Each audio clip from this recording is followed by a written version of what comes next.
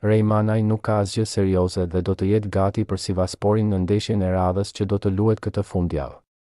Lajmin e ka konfirmuar vetë trajneri i Sivasporit Riza Çalinbay, i cili para mediave ka dhënë lajmin e mirë. Dua t'ju informoj se Rejmanaj është shumë mirë dhe do të luajë në ndeshjen e radhës kundër Hatayasporit këtë fundjavë, deklaroi trajneri.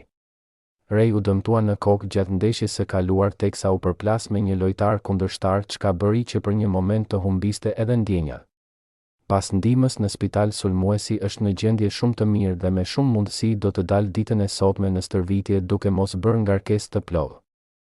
Ky është një lajm i mirë edhe për Silvinion, i cili e ka llogaritur sulmuesin për 2 ndeshjet që kombëtarja do të luajë këtë muaj në kualifikueset e botërorit. Kuqezinjt do të sfidojnë më 21 mars Anglinë në Wembley dhe 3 ditë më vonë do të presin Andorrën në shtëpi.